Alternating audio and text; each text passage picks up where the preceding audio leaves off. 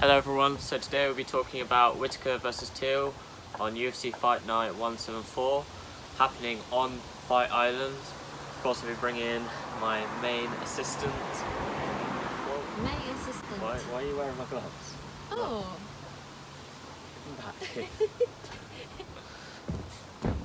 So, to start off with, we're going to talk about Whittaker.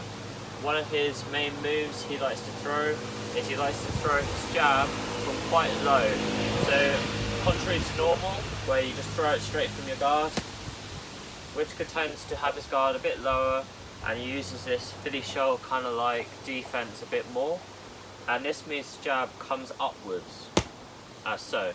And this makes it quite difficult to read in comparison to the normal jab, and it changes the rhythm slightly as well. Another thing that Whittaker likes to do is he likes to fake his jab and draw a reaction, okay? So he might fake the jab and then a hook will come, so he'll fake it and then hook. And also he might like to fake and throw a head kick as well, or just pop it out and then throw a head kick afterwards. So he's drawing reactions. Another thing he likes to do is fake the jab and throw the cross. So he'll be coming in, fake, and cross. Another one of Whittaker's main techniques is the left hook. Kind of touched upon it a second ago. Whittaker can throw this going forwards, but also equally is very effective at throwing it going backwards. You saw this in the Derek Brunson fight on the knockdown, as well as in his other fights as he goes backwards. So as the person's going forwards, he'll pull his left shoulder back as he comes forwards, and then he can counter with left hook. So he's pulling this left shoulder back as he's going backwards and staying planted and ready to throw a strike. So one more time, so coming forwards, left hook. Another way Whittaker likes to throw his left hook is he throws either a push kick or a kick, and he's already immediately ready to strike afterwards. Yeah. That was someone else. So he'll throw the kick and then he'll fire the hook right after to cover his kick. So another technique that Whittaker does is he's good at getting the person to move in the direction he wants them to do to set up his strike. He does this especially with his head kick. So often he'll throw the jab, boom, and he'll wait to see where they move, and then if they move towards his right, he'll throw the head kick. Boom. So he'll throw the jab. If they move off to the left, this way, Oh. then you'll throw the kick in. So you guides them into the kick. So the jab and then the kick. Did this against Jacare. So Jacare started moving over to this way, and then he set him up for the head kick. Another thing has been seen with Romero in their fight, as well as when he finished Brunson, is he throws the jab, waits for the head to snap back, and then throws the head kick afterwards. Alternatively, if they went the other direction, he'll throw the hook. So he's herding them in, waiting for the direction, let them go. So the first technique we'll talk about with Darren Till is more of a tactical move. He's very good at controlling timing, tempo and range of the fight. And this is often to do with the way he uses feints, as well as his ability to move his hands around and make himself unpredictable. So when you hear a lot of fighters will stay still and their guard will be quite tight, whereas Till has his hands loose and moving, similar to the way Whittaker has his front arm down. Till does this by having his arms moving, and it makes it less predictable when a strike's going to come out. For example, the 1-2.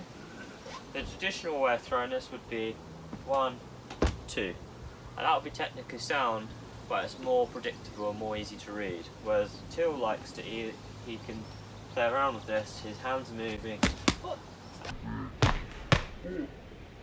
and it's a lot harder to read when the shot's coming in. As well as this, 1-2 might not necessarily go 1-2 as that beat. It might come on 1-2, where it's blended together. So normal way, 1-2, Till might go. So there's a change in timing and it makes it harder to block. On top of this, with all these movements, it causes quite a lot of pressure, so the opponent starts to cover up. This means that they're thinking about what he's going to do rather than really thinking about how to set up their own move. And meanwhile, Till can read, gauge reactions, and then do this to create an opportunity, usually for his left hand. Second thing is his adaptability with his left hand. It's not always a straight, in fact it's not always a punch, sometimes it's an elbow, but they all almost look the same. So he's got the 1-2, but also sometimes he swings the hook round instead. So instead of throwing it straight, he'll throw it round last minute. Meaning it's quite hard to see if it's going to be a straight or a hook. On top of this, he might even just throw it as an uppercut. And another thing he likes to do is you can step right through and in with an elbow. So this hand isn't just doing one punch, it's doing uppercuts, hooks, straights and elbows, and all of these are hard to predict which one is coming. The final technique Till likes to use is if his opponent is going off to the right of him, he tends to get quite aggressive with his pressure and often will catch his opponent off guard. If you think about southpaw, the direction you want to go is to their right, because if you go towards the left, you're going into the power shots, and if you can see my feet and you drew lines out, you got a power arc around here. And if you think about it almost like a pizza slice, if you come into my pizza slice, I'm going to be upset and I'll hit you. Whereas if you stay outside of it, you'll be better off. Okay, so therefore the danger is here. However, if his opponent goes outside of the danger zone, Till makes it notable as also a place of danger by pressuring forwards heavily. So if his opponent is going off to his right, he will pressure in and he'll often throw the strikes in, catching his opponent off guard. Fine. So they're moving off this direction, he'll pressure forwards more heavily. This also, by pressuring in from this angle, so as they're going around, they're starting to square up with him if he turns towards them. If he doesn't turn towards them, they're going to be outside with his power. So he decides to turn towards the direction they're going to square them up for the strikes. So they move off, and then he will turn towards that direction and strike quite aggressively. Often this is set up with a load of left kicks. So you throw a couple of left kicks in there, and then they'll want to go away from that, and then you can throw the strikes in after. So a couple of things to take into consideration in this fight are they both like to actually throw side kicks to the leg, knee, throw it to my leg, with the front leg. Yeah, so they both like to use this as a way of touching in and feeling out range. So if they're at distance, you might see a lot of this happening during the fight. For Till, he used this a lot against Stephen Thompson, which jacked up his knee.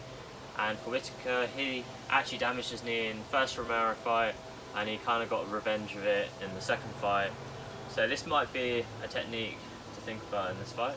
Another thing to consider in this fight is how these two will give themselves the best chance to win. For Till, I believe this is being patient, staying out of the firing range so much, and keeping this a fight where he's controlling the tempo and rhythm of the fight. This is quite hard obviously against any opponent, let alone Robert Whittaker, who's a high-level striker. But if Till can keep the distance, keep the feints, and then catch Whittaker overextending or leaping forwards, this could be of benefit to him, rather than getting into a heated fight, as you've seen Whittaker in his Romero fights and a couple of his other fights as well. For Whittaker, the key to victory, I believe, is timing his entries and waiting for Till possibly to overextend with the left hand. You saw Till overextend and come in at the wrong time against Whitby, and you also saw Till kind of looking for his shot and getting caught with Jorge Masvidal. So if Whittaker can time himself and feint in his entries, he might be able to find success here in the fight. Anyway, it's going to be a great fight. I can't wait for it. Darren Till and Robert Whittaker, I'm big fans of their style of fighting. Should be a really cool striking exchange. Do you have any favourites here? Robert Whittaker. Boy, that's not very patriotic of you. He's British. You don't even know that. Well, that's how we're going to conclude. My mum doesn't know Darren Till's from Liverpool. Oh, Darren too then. Anyway, hope you enjoyed this video. Liverpool. And I'll see you soon.